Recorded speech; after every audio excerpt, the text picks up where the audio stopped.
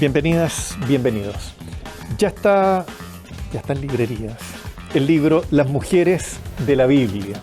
Un libro que, recoge casi una treintena de mujeres que aparecen entre el Antiguo y el Nuevo Testamento, ¿no?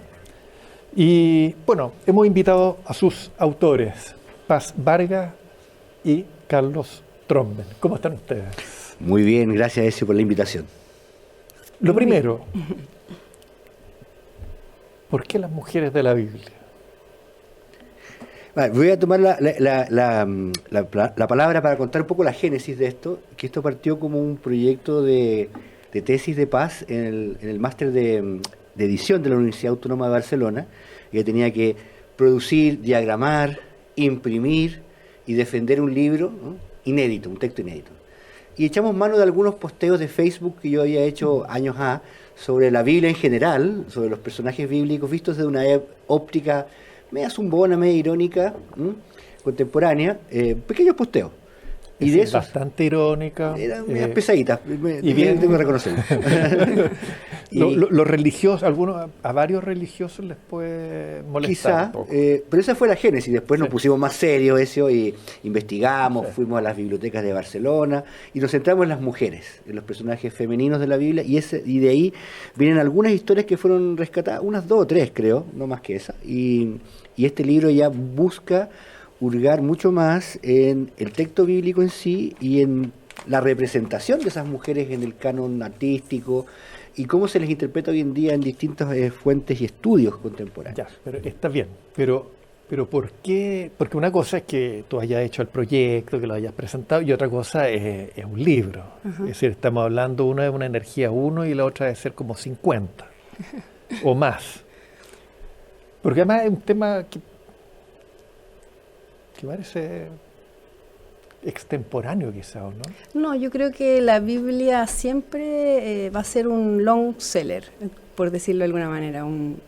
Es parte de nuestra cultura, es parte de nuestro inconsciente, y digo nuestro porque yo no soy religiosa, pero me crié en esta cultura judeocristiana y por lo tanto las historias nos marcan mucho más que la racionalidad. Y el hecho de que nosotras las mujeres tengamos un mandato de alguna manera de la mujer Eva que desobedeció, que tiene que seguir al hombre, que tiene que parir con dolor, nos ha marcado hasta el día de hoy. O sea, si nuestro relato originario fuera otro, como existen otros pueblos, que, los relatos originarios son de mujeres o mucho más inclusivo, mucho más abierto. O sea, nosotros tenemos un relato fundacional en que nos echaron del paraíso y de alguna manera nos pusieron en enemistad con la naturaleza. Perdón. Nos echaron por culpa de ustedes. Bueno, por supuesto, asumimos esa culpa. Dejemos las cosas en su lugar más o menos, porque el relato es bien brutal. Sí. Pero además, sí. como ustedes ponen, no en toda la Biblia es así. Al principio no era así, después sí fue así. Claro. Es que esa fue una cosa que descubrimos leyendo la Biblia y comparando, porque nosotros usamos 4 versiones 4 traducciones. Y nos dimos cuenta que el capítulo 1 del Génesis no tiene nada que ver con el capítulo 2. Y que de hecho hay 2 dioses, hay 2 creaciones. Y de alguna manera nosotros queremos rescatar, porque volviendo a tu pregunta original, ¿por qué escribimos este libro? Porque creo que la Biblia, si bien es bastante brutal en muchos aspectos, hay historias que vale la pena rescatar, porque son parte de nuestra cultura, como ese primer paraíso. Pero además, porque, claro, uno puede decir, mira, es obvio, en este libro hay una obviedad, y es que parten con Eva y terminan con María y María Magdalena. Correcto. Que es como... Y hay al menos 2 polos, ¿no? Que es Eva y María. María Magdalena es un misterio. Sí, sí. Correcto. Pero sí, usted más o menos lo pone. Es como que uno no entiende qué pasó ahí con el escritor, el editor y el corrector de prueba, etcétera, porque... Sí. Pero claro, entre medio, porque además son 2 polos donde en una la mujer es absolutamente decorativa y perversa, es decir, no sé, voluble frente al mal, ¿no? Y y la culpable, etcétera, porque Eva es un personaje bien cargado, ¿no? Sí, total. Cargado en términos machistas, además, de responsable de todo, porque es más responsable que la serpiente casi, ¿no? Porque cómo pudo ser tan torpe casi. Y María, que es como, que además se le borra, es solo madre de Jesús casi, y se le borra todo el resto. Claro. Exacto. Pero entre medio, bueno, son muchas y al mismo tiempo son muy pocas las historias de mujeres. Sí. Pues claro, ustedes incluyen, como digo, 26, 27, bueno, porque algunas son secundarias dentro de las mismas historias, entonces es difícil llegar a un número preciso los que ustedes ponen, pero son muy diversos. Sí. Algunas son obvias. ¿Cuáles fueron los criterios para elegirlas? Yo diría que buscamos que las mujeres tuviesen una evolución dentro de la propia historia. Por ejemplo, Betsabé, la esposa del rey David, está dividida en dos partes, porque en la primera parte ella es pasiva, es víctima de un abuso sexual de parte del rey David, y en la segunda es activa políticamente, opera dentro de la corte del rey para promover a su hijo dentro de la línea de sucesión real de la casa de Israel. Y en general era porque, bueno, no todas tienen nombre siquiera, tal como Sí, tú dices, algunas que es la mujer de, la madre de, ni siquiera tiene nombre, las hijas de Lot, pero las elegimos porque sus historias eran potentes, ¿no? Porque han sido representadas también en el canon pictórico, artístico, porque han tenido película en Hollywood. Una serie de factores nos llevaron a elegirlas a ellas, dentro también de lo que era nuestro tiempo de investigación. Y ese fue fundamentalmente el criterio, además de rescatar cierta diversidad de los papeles, de los roles desempeñados, desde heroína, villana, guerrera, espía, sanadora, y fundamentalmente madre, que le quiero dejar eso a Paz, el tema del rol materno de las mujeres en la Biblia. Sí. Es decir, muchas más que madres parecen simples úteros. Es que claro, eso es Es un decir, poco... Sí, es bien brutal. sí. Porque son madres de hombres y a la vez ellas no tienen madre. Entonces eso fue algo que descubrimos durante la escritura del libro, que las mujeres de la Biblia son huérfanas de madre y no hay una relación entrañable entre una madre y una hija. No existe. De hecho, el único caso que ponen no son madre e hija. Que es Ruth y Noemí. Claro, Sí. son madre e hija adoptiva. Y la otra es Herodías y Salomé. Claro, Que sí, es pero una sí, pero una relación nefasta. Terrible, claro, terrible. exactamente. Entonces, de alguna manera, volviendo a tu pregunta original, que me parece muy importante, que ¿por qué quisimos hacer este libro? Es porque de alguna manera la Biblia, con sus omisiones y sus vacíos, nos muestra aquello que tenemos que ver como sociedad actual, presente y futura. O sea, no son historias antiguas, son historias que están dentro de nosotras y de nosotros, y por algo las mujeres tenemos tanto conflicto con otras mujeres o con nuestras propias madres. Hay un vacío representacional, no hay un modelo a seguir, no tenemos un modelo de alguna manera, desde el mito, desde nuestra cultura. ¿Tú no crees que es porque las mujeres son celosas? Por Que pelean supuesto. tanto entre ellas y que no nos dejan en paz. ¿Ah? ¿Hay algo de cierto ahí? Sí, bueno, yo creo que esa es una creación del patriarcado, en buena medida, esa generación de celos. Pero hay es una real. parte, sí, Pero es real, existe. hay una parte que claro. es real. Ahora, Claro. también aquí el tema de que el hombre elige y por lo tanto determina el destino de las mujeres, también es muy duro. Claro, Porque y- elige por uno, sí, elige por la otra y claro, y- ya. sí, Y entonces sí. también se genera ahí una competencia porque el hombre es intocable. Claro, el hombre elige y elige hasta hace, no sé, hasta el día de hoy de alguna manera. O sea, es algo que nos ha marcado a las mujeres en todos estos milenios de patriarcado, porque en realidad la Biblia es un reflejo de, no podemos tomarla como que sea la culpable de. Yo creo que es un reflejo de una cultura y por eso creemos que también tiene aspectos destacables y puede sonar naif, pero bonitos a destacar, como por ejemplo, muchas mujeres también elegían a través de las armas que tenían, a través de, o sea, la propia Tamar, por ejemplo, se disfrazó de prostituta para poder quedarse embarazada, o Raquel, por ejemplo, era amada por su marido, o sea, había un amor verdadero ahí.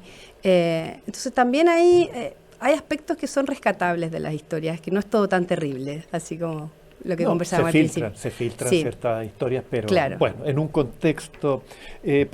Carlos, vamos a ir a una pausa y Sí. después quiero que hablemos sobre el tema de la mujer como útero Ajá. y el tema también de la infertilidad, que es un tema muy recurrente. Sí.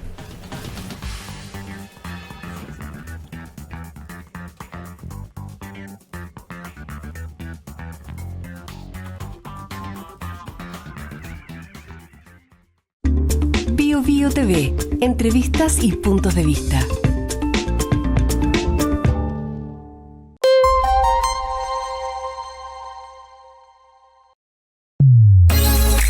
De lunes a viernes pasada las 10, continúa tu mañana con el Expreso BioBio. Actualidad, datos, espectáculos, muchos temas de interés y la participación de ustedes en un solo lugar. Acompáñate y viaja junto a nosotros. Expreso BioBio.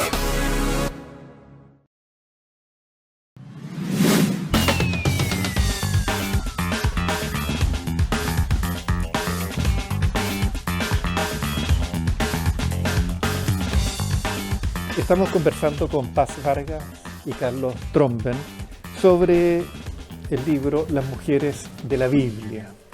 Y estamos hablando sobre, bueno, el rol en que aparecen. Claro, hay una diversidad, pero hay mucho énfasis sobre las maternidades y estas concepciones, o a través de Dios, de los ángeles, o a través de el milagro es decir, la intervención para que una mujer infértil pudiera tener hijos. Uh-huh. Es un tema que cruza muchas historias. Entonces, ¿por qué tanto énfasis en eso? Porque la propia Biblia lo manifiesta de alguna manera. Sí. ¿Por qué creen ustedes que hay tanto énfasis en esos temas perfecto. en la Biblia? Yo creo que, nosotros lo llamamos la saga de la mujer infértil, Sí. ¿no? La llamamos así en el libro, porque es una recurrencia, es un tópico que tiene que ver probablemente con la importancia del personaje que va a salir de ese útero, esa matriz, como la llama la Biblia, que está cerrada y que solamente Dios la puede abrir, Jehová más bien. Y esa apertura de la matriz tiene un propósito deliberado en el programa político, podríamos llamar, porque ese niño, siempre un niño, como decía Paz, va a ser un líder, va a ser un profeta, va a ser un rey importante.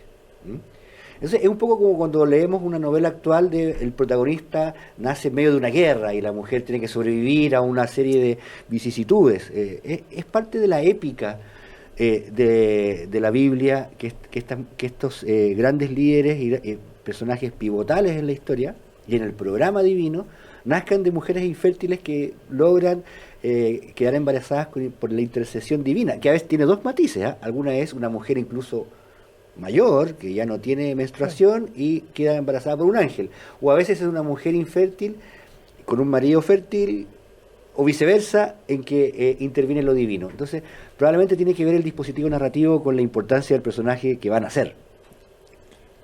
Claro, se le da también un carácter como milagroso ese nacimiento, ¿no? Porque lo que nosotros planteamos es que esta saga de la mujer infértil en el Antiguo Testamento, en el Nuevo, se manifiesta de manera como extrema, ¿no? Porque está Elizabeth, la madre de Juan el Bautista, que es mayor, y María es infértil por ser demasiado niña. Sí. Es como lo contrario, de alguna manera, ¿no? Entonces. Pero salvo en el caso de María, todo el resto es un problema de la mujer. Por supuesto. O porque es infértil o porque ya tiene mucha edad. Por supuesto. Es Siempre decir, la culpa es de la mujer. Carga la tiene sí, la mujer. Por supuesto. Siempre es así desde la perspectiva de la Biblia y es terrible porque de alguna manera Bueno, uno de los aspectos que más nos llamó la atención es que esta carga de la mujer no solamente tiene que ver con lo malo, ¿no? Que ya, ella es la infértil, sino que además la mujer no pone ninguna semilla.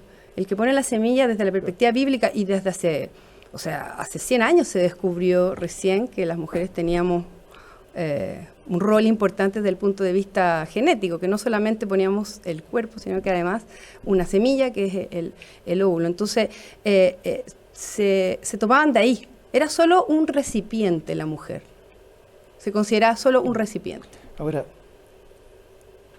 hay un par de historias donde las mujeres, al saberse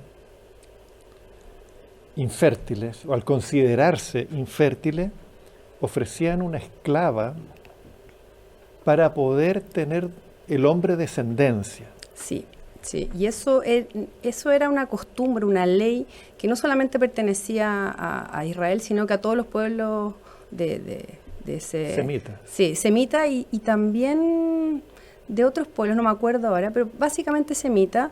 Y ahora también hay un punto ahí, que es que esta esclava tenía que ser de la mujer y la mujer tenía que ofrecer esa esclava. El hombre no podía llegar y tomarla. Ahora, había poligamia. Por supuesto. Por lo tanto, Por supuesto. eso es lo primero. Claro, claro. Pero Lo segundo es que la mujer reconocía que era infértil y además asumía que el hombre no. Claro, Porque en el fondo lo que está demostrando es que no es un problema del hombre. todo el tiempo. Y eso es. Pero no hay caso donde el hombre sea infértil. hay, pero como que uno lo tiene que sacar por conclusión. No, nunca va a ser explícito. Por ejemplo, Sansón, el que tenía el pelo, o sea, su fuerza radicada en el pelo, sí, que es como una especie de Hércules, X-Men. Él nunca tiene hijos y obviamente debe haber sido infértil. Claro, pero no es tema, digamos, pero él no aparece se problematiza. como un superhéroe que no tiene familia, que no tiene, es decir, es un ser excéntrico. Sí. Sí. Tiene una vida sexual importantísima, pero nunca tiene hijos, porque él también es producto de esas inseminaciones divinas de una mujer mayor, ¿no? Bueno, hay varios escenarios, ¿no? Uno es la mujer infértil que sufre y se castiga a sí misma, ¿no? Se castiga a sí misma y pide por favor a Dios. Muchas de las mujeres infértiles dicen, ¿de qué sirve mi vida? ¿A qué he venido al mundo si no puedo ser madre? Entonces eso también son instalaciones culturales, dispositivos culturales muy poderosos. Hasta el día de hoy, hasta hace muy poco, se ha disociado la idea de ser mujer con ser madre como única rol en la vida, ¿no? Otras mujeres, bueno, la esclava es un dispositivo, la hermana también, Sí. ¿no? La hermana. Entonces, todos esos arreglos, que son, si no contractuales, propios de la tradición y del uso y la costumbre de este pueblo semita en particular, y que eran de otros también, es fundamentalmente por el mandato procreativo que tiene la Biblia, ¿no? El que el pueblo crezca dentro de una cierta fe y de unas ciertas costumbres. Ahora, también es bien duro, no sé, en el caso de la historia de Tamar, que se muere el marido y es el hermano, pero el hijo sería considerado como del Exacto. hermano muerto. Del hermano muerto, claro. Es decir, Claro. O sea, las leyes patriarcales, que también lo decimos en el libro, no solamente afectan principalmente a las mujeres, eso es un hecho, pero también afectan a los hombres. Porque finalmente el que va a tener verdaderamente el poder es el patriarca, y el patriarca es uno, sí, claro, es solo el uno. primogénito. Claro, el primogénito. Y todos los demás son unos esclavos o unos Ahora, que sobran, digamos. como usted en alguna parte del libro ponen, no lo voy a pillar ahora, seguro, es que finalmente lo importante es que se cumpla el deseo de Dios. Sí, claro. Es decir, quizás fuera un juez narciso y caprichoso, lo que no tendría mayor importancia, pues para la Biblia siempre existe una explicación última en la que los medios no importan, siempre y cuando se cumpla lo que el Eterno quiere como fin. Entonces, Sí. finalmente lo del primogénito, todo se puede acomodar siempre que cumpla con Sí, sí, sí. con la finalidad de Dios. Claro, Sí. claro. Es decir, Más o menos. hay leyes, pero todo es transable si es que va en beneficio de Dios. Correcto, sí, sí. Sí. Hay una ley laica, por decirlo, y otra, o principios morales, podríamos decir, pero que se pueden relativizar si eso es necesario. Por ejemplo, mentir, cometer ciertos deslices, Perdón. cierta... Y algunas masacres. Bueno, también hay mucha violencia sexual y de la Es decir, nosotros todos tenemos internalizado que Sansón fue un héroe. ¿Por qué? Porque logró hacer caer el templo y no olvidemos que habían 3.000 personas adentro. Y esas personas, es decir, ¿cuál es la responsabilidad de ellos? No eran militares, era gente que estaba en el templo. Sí. Ustedes hablan de masacre de 75.000 personas en un fin de semana, y uno dice, además, en la población de esa época, estamos hablando, es decir, uno podría multiplicarlo por decenas. Sí, bueno, también hay una Para tendencia ver la proporción. hay una tendencia a la hipérbole también en la Biblia. Es decir, los estudios, también cotejamos mucho de nuestras historias, las cotejamos con el registro arqueológico y con los trabajos de un arqueólogo israelí, Israel Finkelstein, muy riguroso, por cierto. Entonces, claro, la población no daba para esas magnitudes y por eso se recurre a la hipérbole para enfatizar que aquí los castigos son severísimos a quienes no siguen la ley y quienes no están dentro del ámbito del pueblo elegido. Eso es así, ¿no? Pero claro, se han hecho los estudios arqueológicos y lo que queda en el registro arqueológico son... Los palacios no eran tan magníficos, las ciudades eran pequeñitas, eran el equivalente a un villorrio de hoy en día, y la mayor parte de la población vivía en pequeños enclaves rurales, Es decir, pastoriles. Sí, la población pasó a ser urbana recién en el siglo XX, mayoritariamente. Sí, sí. Hasta, yo no me acuerdo bien la fecha, pero 1940, no sé, 1950, la mayoría de la población en el mundo era rural. Rural, claro. Y en esa época era toda rural. Claro. Sí, sí, muy poquito lo era lo urbano. Pero Mesopotamia sí tenía grandes Gran ciudades, uso, claro, y el Sigurat y grandes construcciones. Sí, por Claro, supuesto. Claro. Pero lo que no- vivía en la ciudad era una minoría Sí. frente a todo lo que vivía en Sí, el campo. sí, por claro. supuesto. Sí, la productividad era muy baja, se necesitan Claro. muchos campesinos. Sí. Sí. Bueno, para cerrar, ¿por qué habría que leer este libro? Porque yo creo que las mujeres de la Biblia están en nuestro inconsciente, son un mandato para nosotras las mujeres de tener hijos, de obedecer al marido. Y creo que el feminismo ha avanzado bastante, muchísimo, pero no lo suficiente y no ha tocado el tema de la madre desde una perspectiva de perdonar a la madre. Y yo creo que de alguna manera este libro nos muestra de dónde viene este vacío, este dolor, esta ausencia materna, esta ausencia de las hijas, y creo que de alguna manera da luces para reconciliarnos con nuestras madres, porque si no, no vamos a poder avanzar, ¿ya? Y ahí me gustaría terminar diciendo que Carlos se basó mucho en este libro arqueológico que es de Israel Finkelstein. Wittgenstein, Y yo me basé en un libro que se llama El vacío de la maternidad, de Victoria Sau, que habla de la maldición y cómo en esta sociedad judeo-cristiana mataron a la Madre Universal. Se mató a la Madre Universal. De hecho, desde los propios mitos griegos se mató a la Madre Universal. Orestes mató a Clitemnestra y lo liberaron. O sea, dijeron, no importa, si es solo un útero. Entonces vuelvo al tema de que no es que la Biblia sea ni la culpable, no, es un reflejo de, igual que los mitos griegos, igual que los mesopotámicos, es un reflejo de una cultura y por lo tanto yo creo que hay que volver ahí y creo que por eso es importante.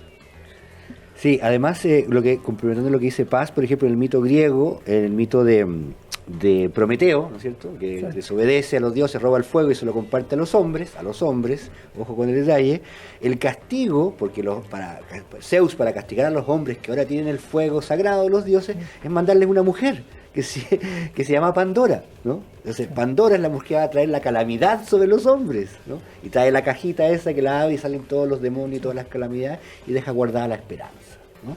Entonces, claro, no es el patriarcado es una construcción muy global. Nosotros trabajamos con el tema bíblico porque es muy importante, porque es fascinante analizar el texto y sus distintas versiones.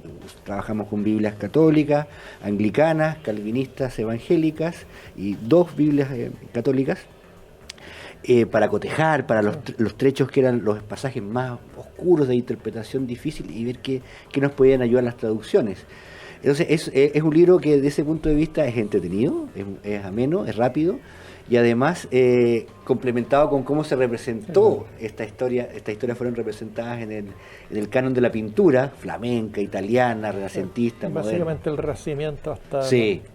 barroco. Hasta el barroco. Es lo más importante. Hay algunas cosas modernas, pero pocas. Entonces es un libro que nosotros disfrutamos al escribir de a dos, que es un desafío importante escribir de a dos. Y que esa pasión con que lo escribimos creo que está plasmada en el texto para el lector. Bueno, pues, Carlos, muchas gracias. Muchas gracias a ti. Sergio.